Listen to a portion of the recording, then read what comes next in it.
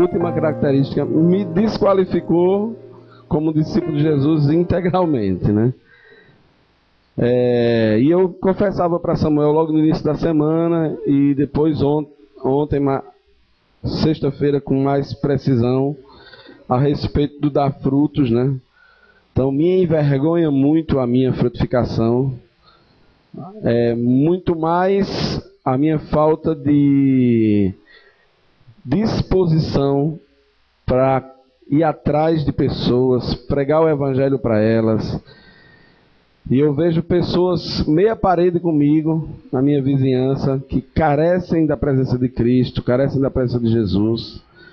E olhar para a minha agenda, olhar para a minha programação de dias e ver que eles não são contados, nem incluídos, nenhuma possibilidade deles estarem na minha casa para ouvir o evangelho, porque eu sei que se eu os convidasse, eles iriam.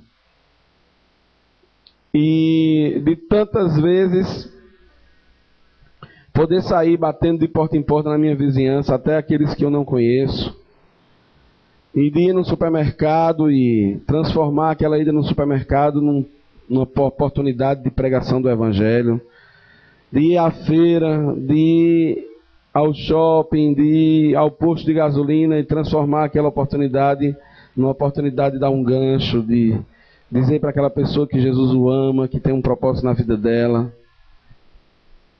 E hoje eu me vejo diante dos irmãos muito constrangido no aspecto de que ter que falar para vocês aquilo que Deus colocou no meu coração para falar e não poder ser para nenhum de vocês modelo e exemplo naquilo que eu estou falando. Por isso que eu começo confessando, na expectativa de que o sangue de Jesus me purifique desse pecado, de não ter o coração dele com relação aos incrédulos, de não ter no meu coração a compaixão que ele tinha por aquelas pessoas que estavam perto dele, morrendo, indo para o inferno. E eu falo para os irmãos que eu quero mudar a minha atitude, eu quero abrir meu coração para que o Senhor me use na vida de pessoas, para pregar o evangelho para elas, para que elas conheçam a Cristo. Eu não sou o responsável direto pela conversão de ninguém, tenho consciência disso. Mas sei pela palavra de Deus que sou o responsável pela pregação do evangelho. O Senhor me responsabilizou a pregação do evangelho. A conversão é uma obra do Espírito Santo no coração daquela pessoa, mas a pregação da palavra é minha responsabilidade. E essa eu tenho negligenciado. E eu quero confessar aqui diante dos irmãos e a Deus pedir misericórdia e perdão, e aos meus irmãos também. Não poderia começar essa palavra de outra forma. O que eu me espantei, estudando um pouco esse tema, é que algumas partes, algumas porções da palavra, tratam essa questão com muita simplicidade e naturalidade. Vamos ler o versículo de João 15, 8.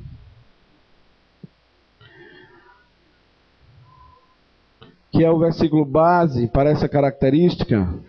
João 15, 8. Abra sua Bíblia. Divida aí ela com alguém que está sem Bíblia perto de você.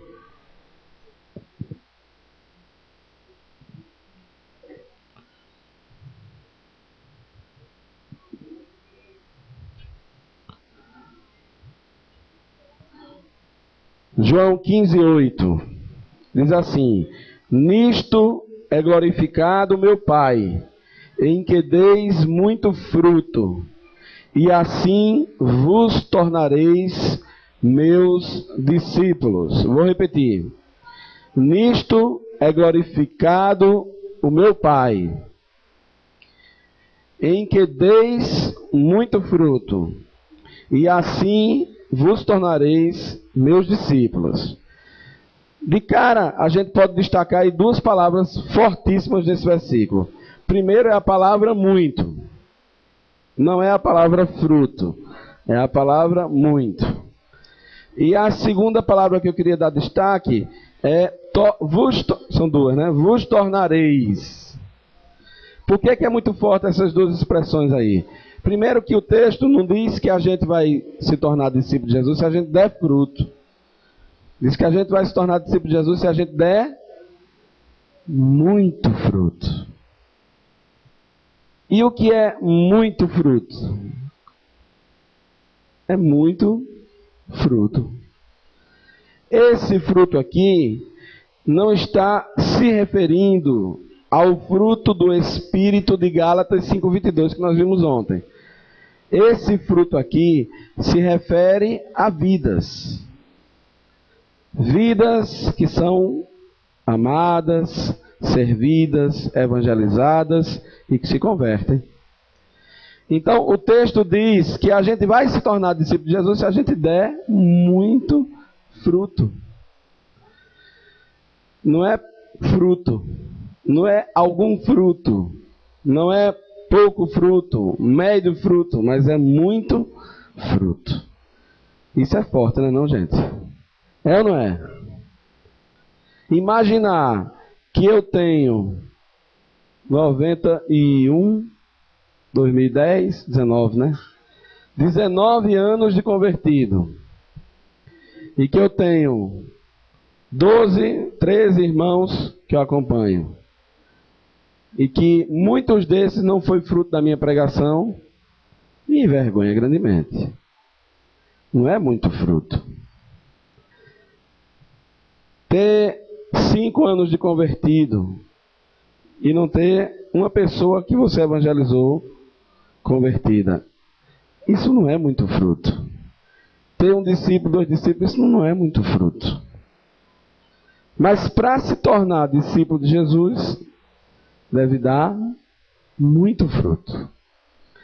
A outra expressão forte é essa: vos tornareis. É quase que como um está condicionando ali.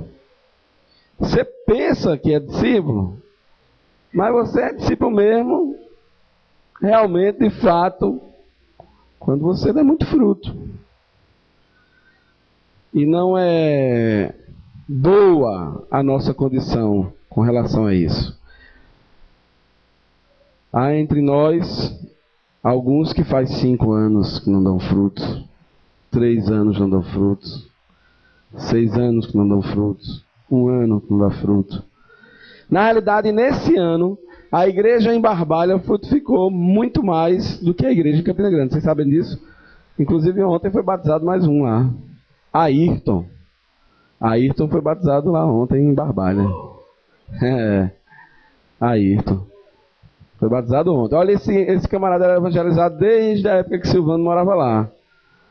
E a gente toda vez indo lá, e aí ontem se converteu. Eita, que alegria, viu? Quando me disseram ontem ali, eu cheguei, eu vibrei de alegria, né? Mas a igreja em Barbalha está frutificando mais do que a gente aqui em Campina Grande. A gente só escuta uma ligação de lá. Foi batizado um, foi batizado outro. E aqui, necas. Inclusive tem provavelmente um batismo aqui hoje. Graças a Jesus. Aleluia. Isso é o reflexo do seu pastor, né? Porque as ovelhas não vão fazer nada que o pastor não faz. Então, vos tornareis meus discípulos se der muito fruto. E a gente está numa situação de não dar fruto. É preciso uma reflexão. O que é que a gente quer de herança dessa vida aqui, hein? Qual é o legado que a gente quer deixar aqui, nessa terra? Passou por aqui, viveu, teve filho, comprou uma casa, um carro, trabalhou, educou, os filhos casaram. E o que é que a gente vai ter de herança dessa vida aqui? Casa vai ficar por aqui mesmo, né? Carro vai ficar por aqui. A família vai ficar. A gente quando morrer vai só, né? O caixão é só para um, é individual. O conhecimento que a gente adquiriu, né? Seja na escola, seja na profissão, isso também vai ficar por aqui.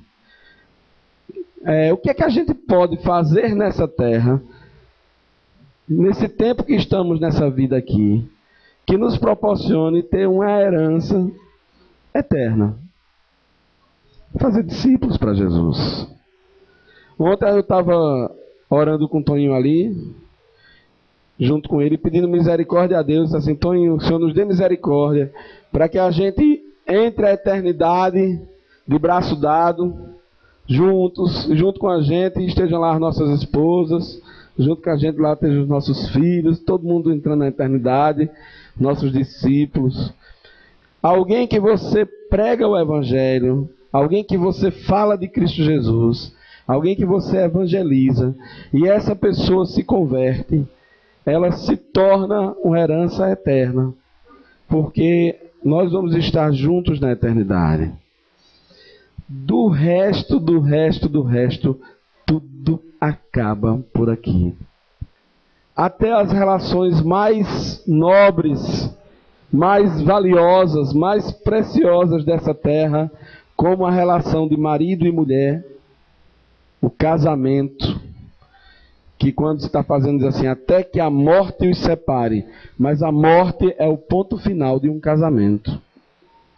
Até a relação pai e filho, que é uma relação especial, ela vai até o ponto da morte. Mas quando você ganha uma vida para Jesus Cristo, e aquela vida se torna um discípulo de Jesus, ele vai entrar à eternidade, continuando sendo seu irmão em Cristo. Essa relação, nem a morte consegue mudá-la. Muito mais acabá-la. Então, nós nos esforçamos para cumprir na nossa família a vontade do Senhor, sermos bons pais, mães, esposas, maridos, e isso é bom, isso é a palavra do Senhor, deve assim ser vivenciado.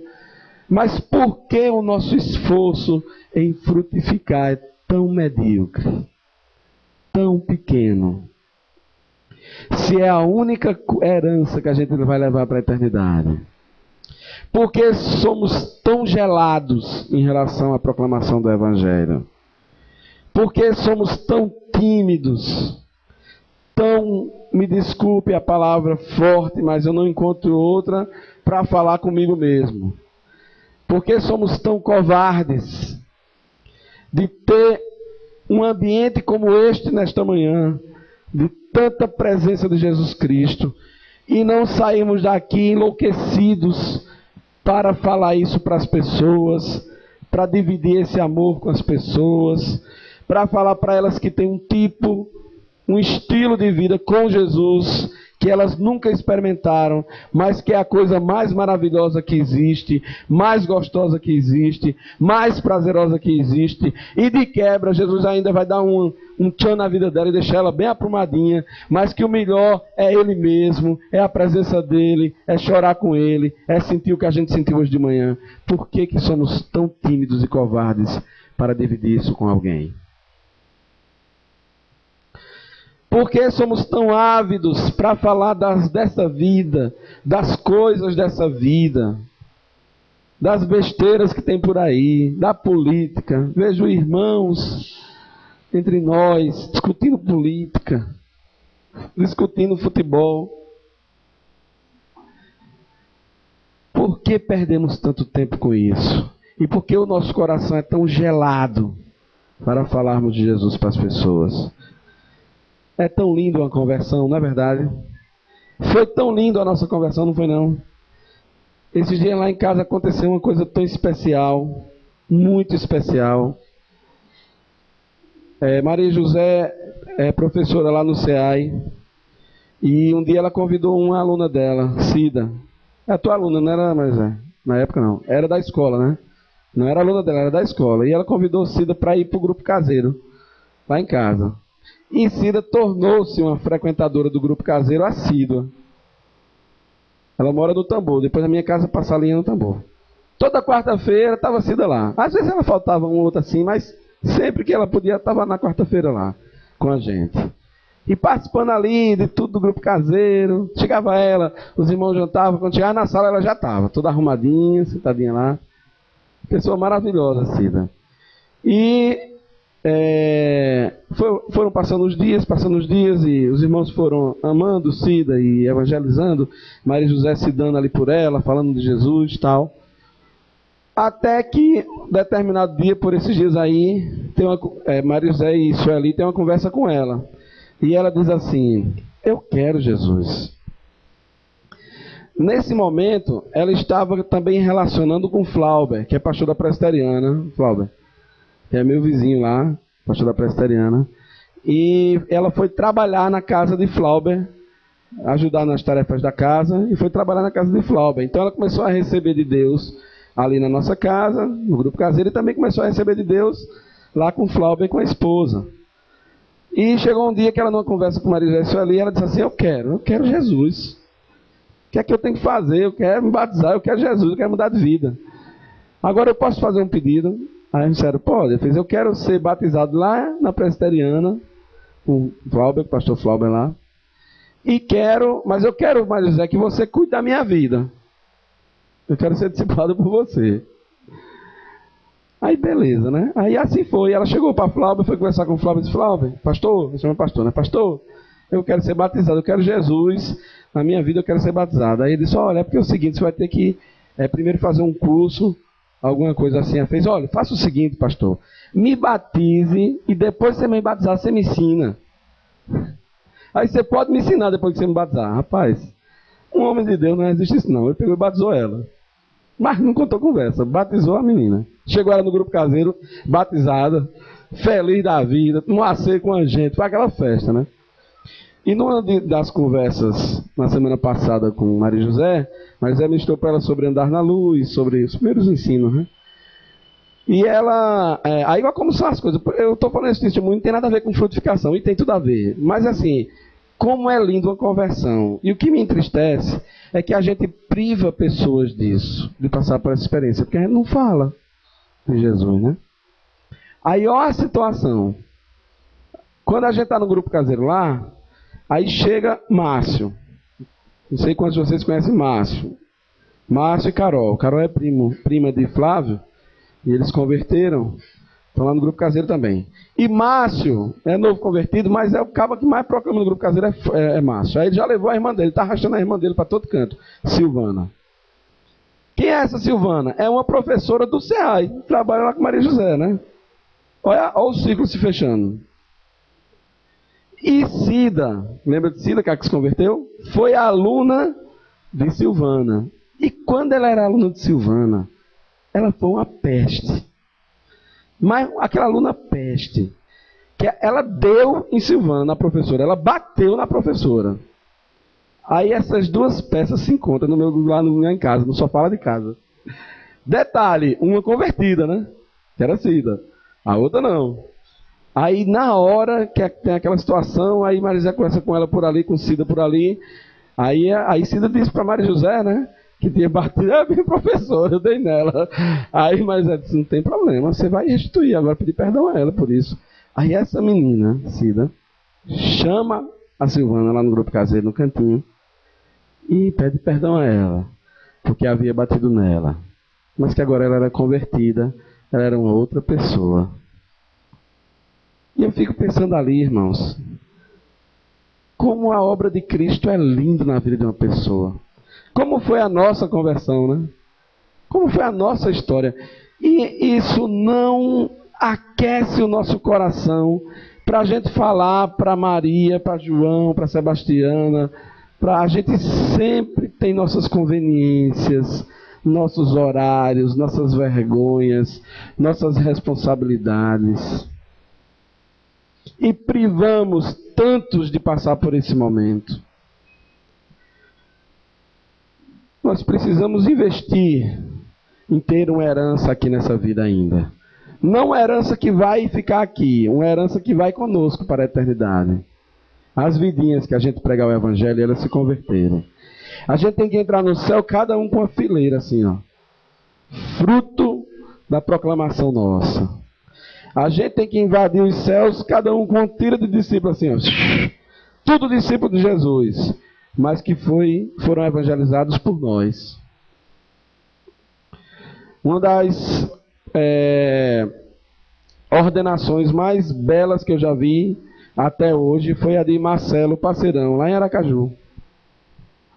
Por que aquela ordenação, para mim, foi uma das mais belas que eu já vi? Porque, gente, tinha fruto de Marcelo ali, de todo canto que você possa imaginar. Onde aquele homem passa, ele frutifica. Não sei quantos dos irmãos conhecem Marcelo, né? Presbítero lá em Aracaju. E tinha um cara lá que jogou com ele no Bahia. Não foi no Vitória, ele jogou no Vitória e no Bahia, mas esse foi do Bahia. E que ele converteu-se e estava morando em Salvador. E Marcelo nem sabia que o cara tinha se convertido, mas Marcelo evangelizou o cara, né? Ele estava lá na ordenação de Marcelo, né?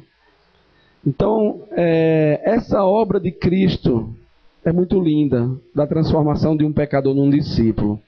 E é o que mais ele deseja que todos os homens sejam salvos. Mas que no projeto dele que ele criou, tem um elo aqui fraco, que é o nosso elo. Porque essa conversão passa pela nossa boca, passa pela nossa proclamação. E nós não podemos frustrar o propósito de Deus na vida de ninguém por causa da nossa omissão. Nós temos que ser instrumentos de Deus e cooperadores do propósito eterno de Deus.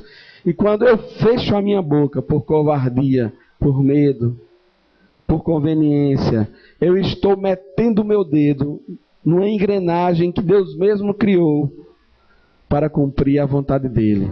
E eu boto o meu dedão lá e travo a obra de Cristo na vida daquela pessoa porque me recusei a falar. Mas, irmãos, entendam que frutificar deveria ser uma coisa bem natural da gente. Não deveria ter esse peso de responsabilidade. Por quê? Porque é assim em todo canto. O normal é dar frutos. Tudo que é cheio de amor, tudo que é cheio de vida, deve dar frutos. O marido casa, a esposa, e o natural é que aquele casal tenha filhos. Existe sim alguns casais que não podem ter filhos, mas por causa de uma doença. É anormal um casal não poder ter filhos. O natural é que um casal possa ter filhos. É tanto que eles usam as coisinhas para evitar filhos, né? Porque a natureza mesmo era empurrar a gente no mundo com força, viu? Era cada casal com 10, 12, 13, 14, né? Mas aí alguns casais usam métodos para impedir, né, que nasçam filhos. Então, o natural da gente é que a gente dê filhos para Deus. O problema é que a gente está se entupindo de anticoncepcional do discípulo, né? Então a gente está se entupindo de pílulas de televisão, a gente está se entupindo, né, de laqueaduras de videogame, a gente está se entupindo, né, de Deus dos nossos compromissos, da falta de tempo. A gente está se entupindo de métodos anticoncepcionais e estamos nos tornando discípulos estéreis. Mas o Senhor quer nos curar aqui hoje. O Senhor quer nos dar um banho de fertilidade aqui nesta manhã. E o Senhor quer de nós que a gente abra mão desses métodos anticonceptivos que temos usados, que nos impedem de dar frutos para Ele. Abram a Bíblia no Salmo capítulo 1, versículo 3. Esse Salmo 1 fala de um personagem, de dois personagens bem interessantes, do justo e do ímpio.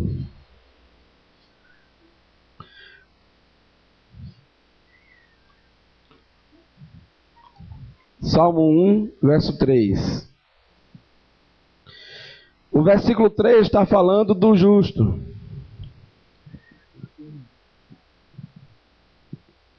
Do homem bem-aventurado, do homem que não anda no conselho dos ímpios.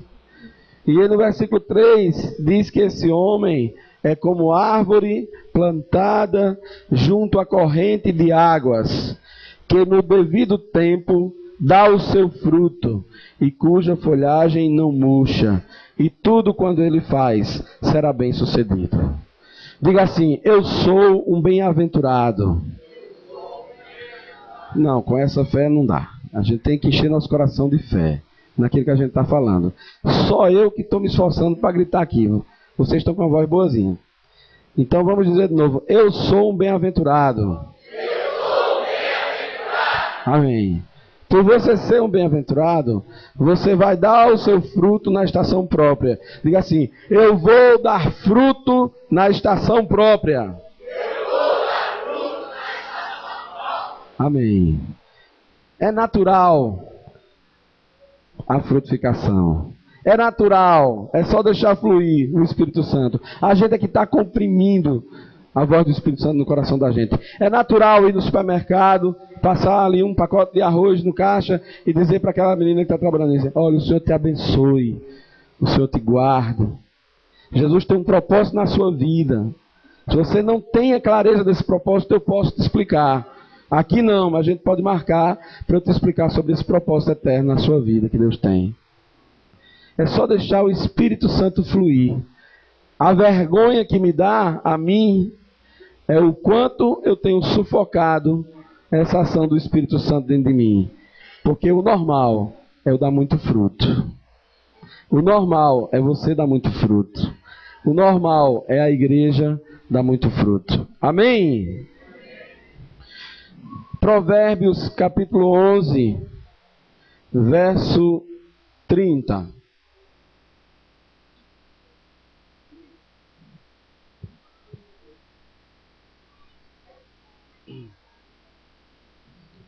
Provérbios 11, verso 30.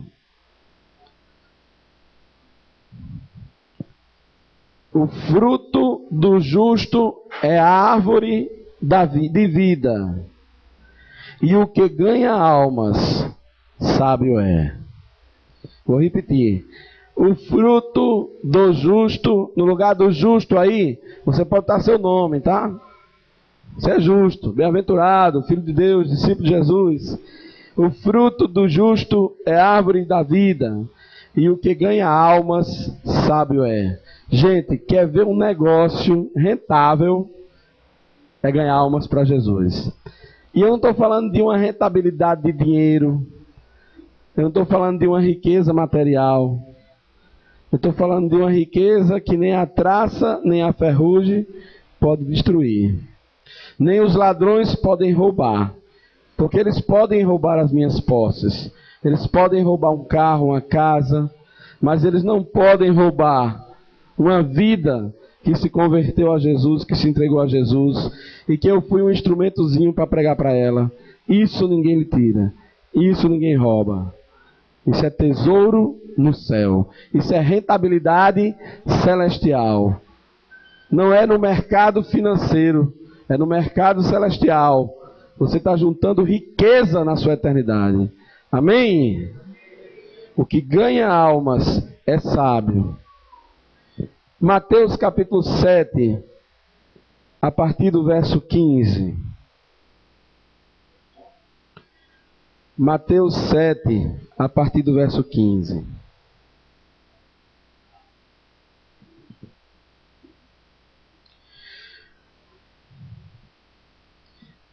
O foco desse texto não é a frutificação, mas eu coloquei esse texto na ministração para mostrar para vocês como é natural um discípulo dar frutos.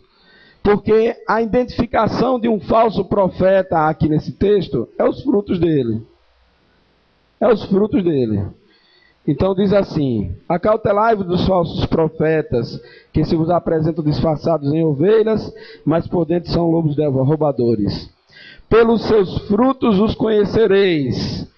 Colhe-se porventura uvas de espinheiros ou figos de abrolhos? Assim toda árvore boa produz bons frutos, porém a árvore má produz frutos maus. Não pode a árvore boa produzir frutos maus, nem a árvore má produzir frutos bons. Toda árvore que não produz bom fruto é cortada e lançada ao fogo. A expectativa do Criador é que as arvorezinhas que Ele plantou aqui, nós, sejamos frutíferos.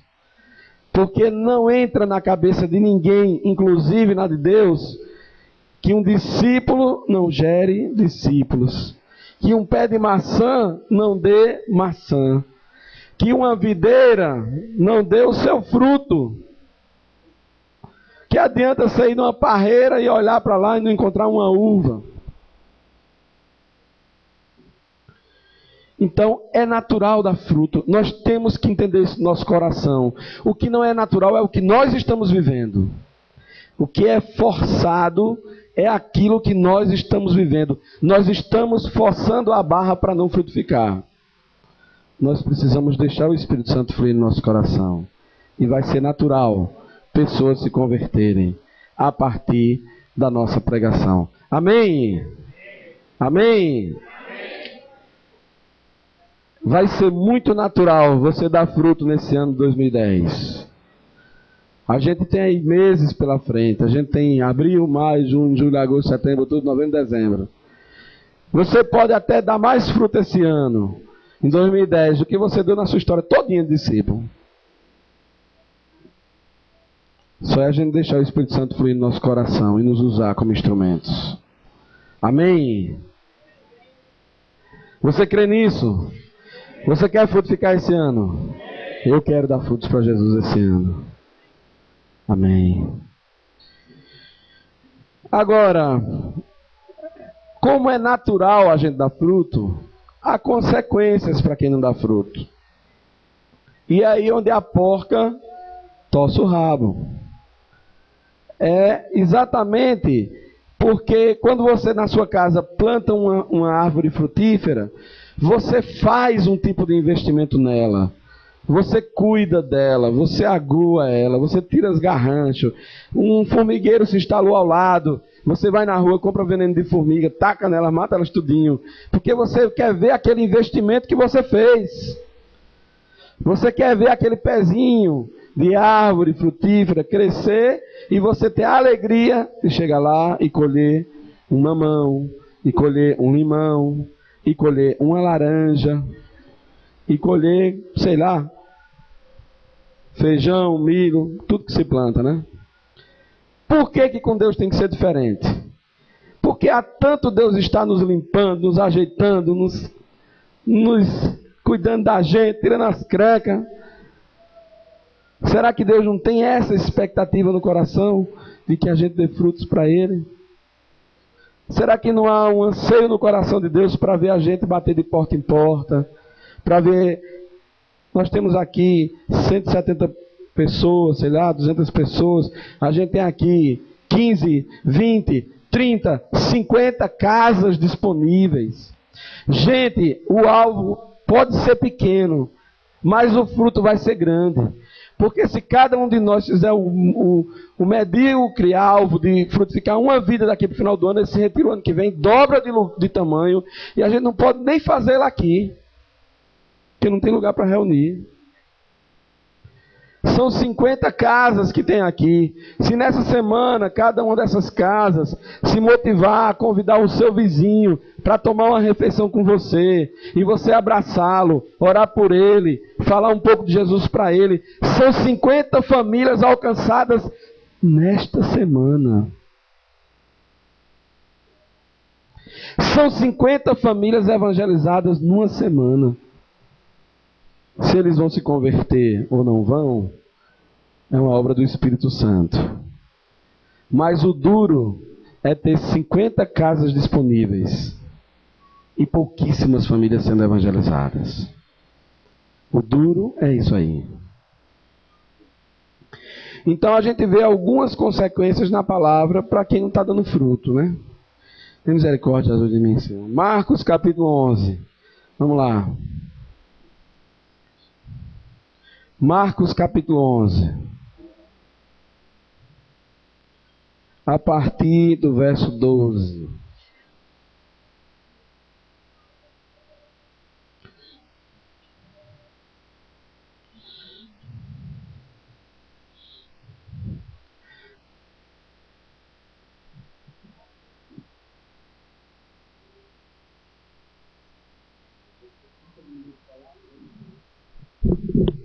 Marcos 11. Olha, eu acho isso um alvo muito razoável.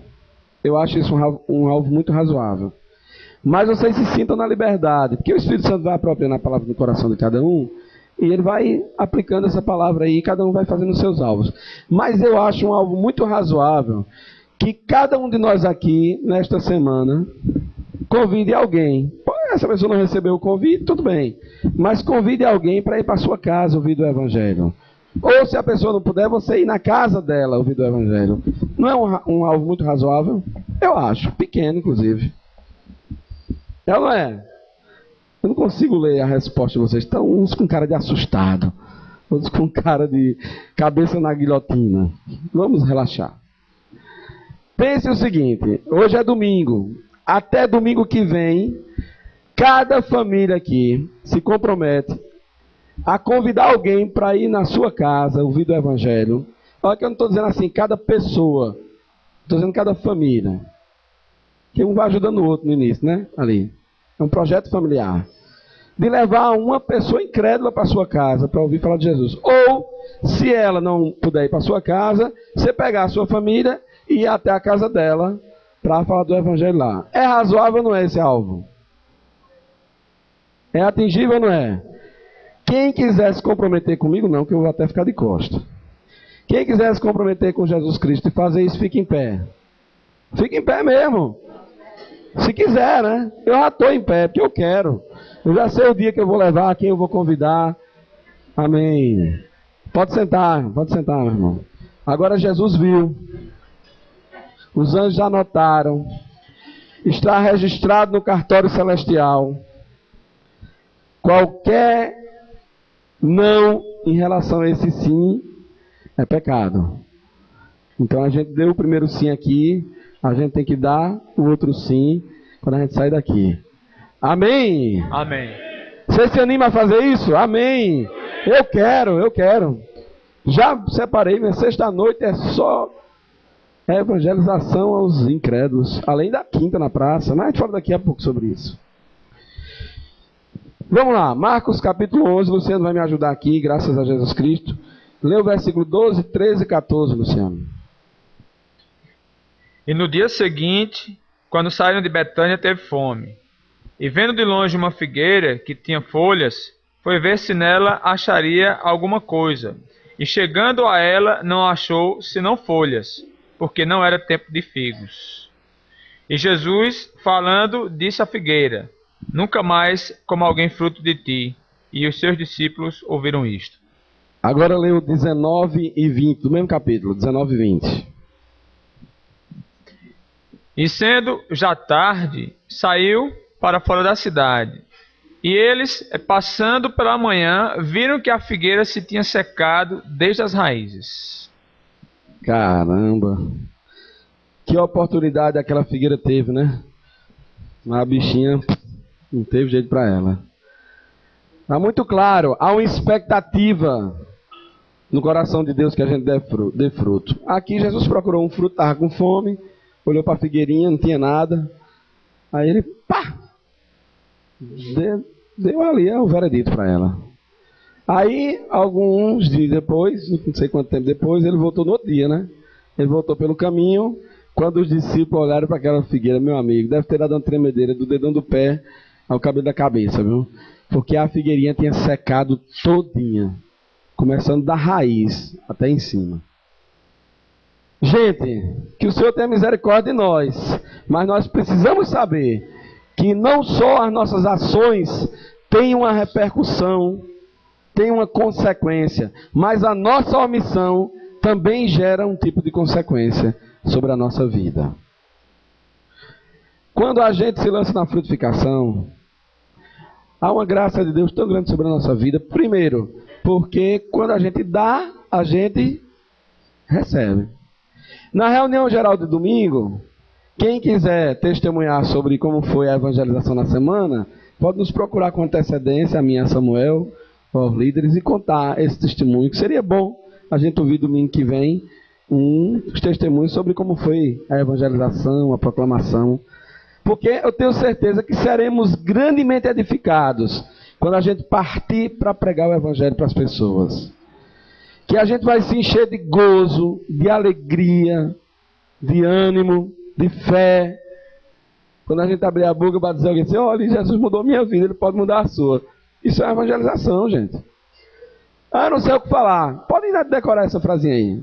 Jesus mudou a minha vida, ele pode mudar a sua. Se ele disser assim, como? Aí você, peraí que eu vou pedir ajuda. Mas não é difícil. É tão fácil, tão gostoso, tão bom.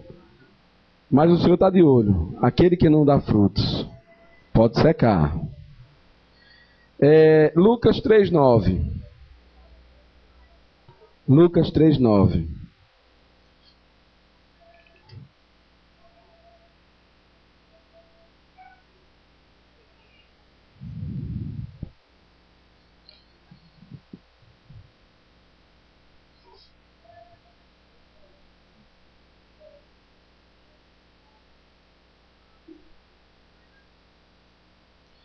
Pode ler, Luciano. E também já está posto o machado, a raiz das árvores. Toda árvore, pois, que não dá bom fruto, corta-se e lança-se ao fogo. Isso é João Batista falando, né? Profetão aí, ó. Falando aí. A árvore que não dá bom fruto, o machado tá aqui, ó. Daqui a pouco o machado. Tá. A árvore. Bum. Para nós, gente, dar frutos é uma questão de sobrevivência espiritual. É uma questão de sobrevivência espiritual.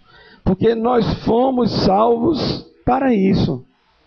Olha, o único motivo de você e eu estarmos vivos é isso ainda. Porque quando nós somos batizados em Cristo, na hora do batismo, nossos pecados não são todos perdoados? Seria mais simples para Deus, na hora que a gente fosse batizado, que os pecados tivessem perdoado, Ele nos levar. Não ia ter nem o risco de ninguém se desviar. Os discípulos não iam pecar mais. Que ia logo batizando, sendo lavado os pecados, e ia logo direto para a eternidade. Por que que Deus nos mantém nesse mundo tão mau, tão terrível, tão feroz, tão miserável? É porque Ele tem a expectativa de que a obra que Ele fez na nossa vida, nós possamos testemunhar e alguém querer Ele.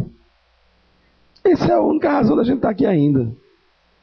É porque Ele quer nos usar como instrumentos para dar frutos para Ele. Amém? Amém. O texto de João 15 eu não vou ler agora não, eu vou ler no final. Vou encerrar com ele. Também lá tem umas consequências de não frutificar, mas aí no final a gente lê. Bem, eu já falei para vocês que é natural dar frutos e já falei para vocês que há uma consequência de não dar frutos, né? Então, medidas práticas para a gente dar frutos. Acho que aqui é o mais importante, que é onde a gente tem que se alinhar na palavra de Deus. Vamos para Colossenses capítulo 1, verso 10.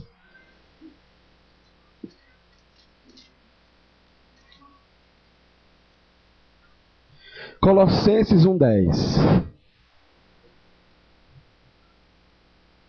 Pode ler. Para que possais andar dignamente diante do Senhor, agradando-lhe em tudo, frutificando em toda boa obra e crescendo no conhecimento de Deus. Gente, isso é um relato de uma oração de Paulo pelos irmãos da igreja lá em Colossos. Ele estava dizendo aos irmãos que oravam, pelo que ele orava. Qual era a relação da oração dele por aqueles irmãos. Aí, ó, porque, olha de novo, olha pelos motivos pelos quais Paulo está orando pelos irmãos de Colossenses. Para que possais andar dignamente diante do Senhor. Andar dignamente, então ele orava, Senhor, que aqueles irmãos andem dignamente na tua presença. Aí qual outro motivo? Agradando-lhe em tudo. Agradando a ti, Senhor, que eles te agradem, que eles façam a tua vontade. Aí que mais? Frutificando em toda boa obra. Que eles frutifiquem, deem muitos frutos para ti. Então a primeira medida prática para frutificar é a oração. Nós temos que orar por nós e orar pelos outros. A gente tem que orar para que a gente dê fruto e orar para que Davi dê fruto, Toninho dê fruto, Samuel dê fruto, André dê fruto, Luiz dê fruto, Adelane dê fruto. A gente tem que orar uns pelos outros, por nós e pelos outros, para que a gente dê muito fruto para Jesus. Então a medida prática primeira para você frutificar é orar. Orar. Orar ao Senhor. Em nome de Jesus. Segundo, João 12:24.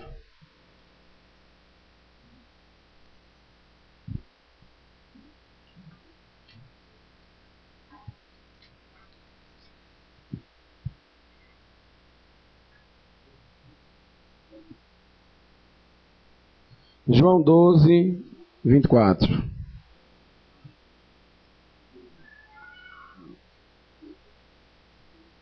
Pode ler, filho.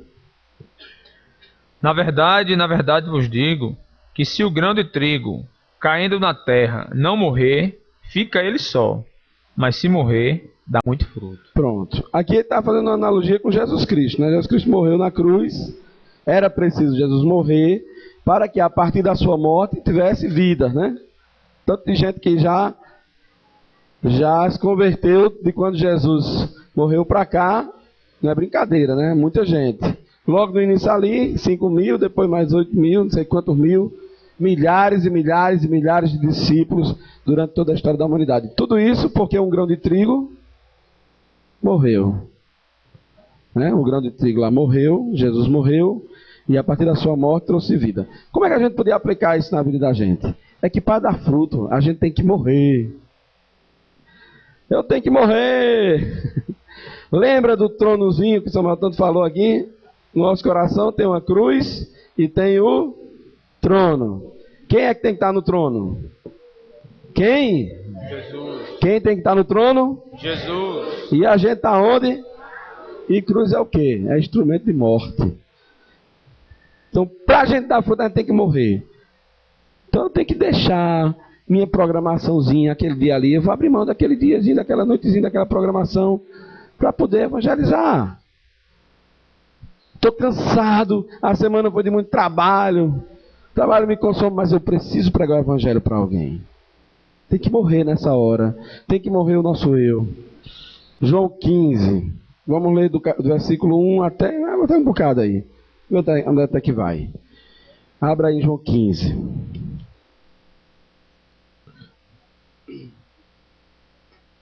João capítulo 15. Vamos começar pelo primeiro versículo. Pode começar a ler, Luciano. Eu sou a videira verdadeira e meu pai é o lavrador. Só um minuto. Quem é a videira verdadeira? Jesus. E o agricultor é quem? Então pode começar a imaginar, certo?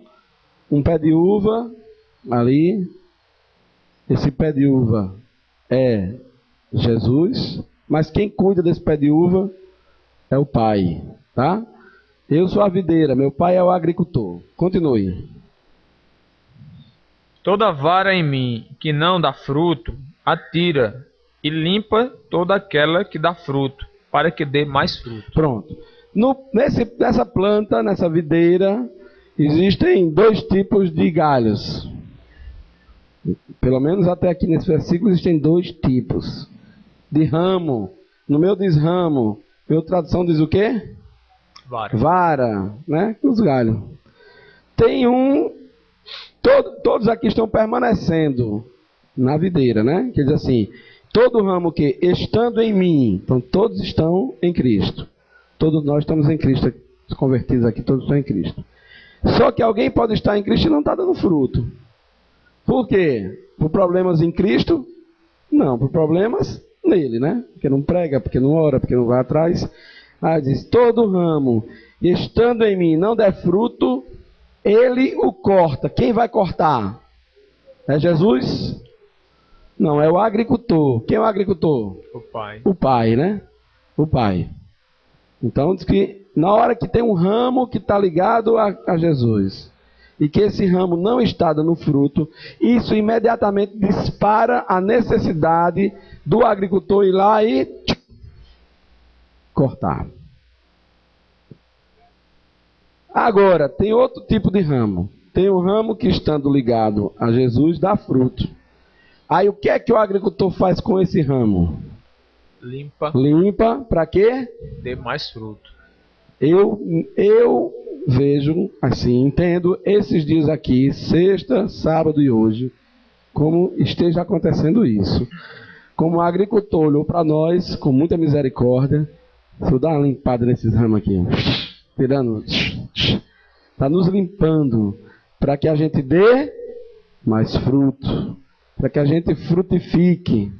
O desfecho de todas essas características da primeira, da segunda, da terceira e da quarta característica do discípulo, esse desaguar vem na quinta característica, que é dar fruto. É claro e evidente porque não estamos dando fruto, ou porque não estávamos dando fruto. Porque estava tudo fora do lugar.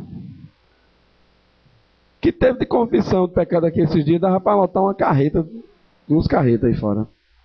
Então não tem como dar fruto, né? Aí o agricultor vem, limpa esse ramo, aí pronto. Para que esse ramo dê mais fruto. Amém? Amém. Então repita comigo. Jesus me limpou. Jesus me limpou. Para que eu dê mais fruto. Para que eu dê mais fruto. Amém. Vamos continuar a nossa leitura? Pode ler o versículo 3. Vós já estáis limpos pela palavra que vos tenho falado. Olha aí, pra gente. É pra gente esse versículo. Vós já estáis limpos pela palavra que eu vos tenho falado. Desde sexta-feira de manhã aqui que não para, né? Jesus falando. Continue. Está em mim e eu em vós. Pronto. A minha tradução diz assim: permanecerei. Não, permanecei em mim e eu permanecerei em vós. Olha que expressão interessantíssima e importante. Ele não limpou você? E a mim? Limpou todos nós. Aí ele está dizendo assim, ó, agora é o seguinte, quando você for para casa, pegar seu colchão, sua mala, suas coisas, chegar em casa, você permaneça em mim. Porque se você permanecer em mim, como você saiu do retiro, eu vou permanecer em vós. Agora, se você sair do retiro para retomar para si sua vida e áreas da sua vida e quebrar alianças e compromissos que você fez comigo no retiro, eu já não tenho nada a ver com isso. É assim que Deus está dizendo para a gente. Se você sair do retiro para entrar na sua casa, amanhã no seu trabalho, na sua escola, permanecendo em Cristo Jesus, é garantia, ele vai permanecer em mim e em você, e a gente vai dar fruto. Agora, se eu sair daqui, desse retiro, e não permanecer nele, ele não tem compromisso com isso. Continue, Luciano. Como a vara de si mesma não pode dar fruto, se não estiver na videira, assim também vós, se não estiverdes em mim. Pronto. Frutificação não é um ato isolado nosso. A gente tem que permanecer em Cristo. A gente só dá fruto se permanecer em Cristo. Não me venha com essa história não, que sem permanecer em Cristo não dá fruto não. Continue, 5. Eu sou a videira, vós os ramos.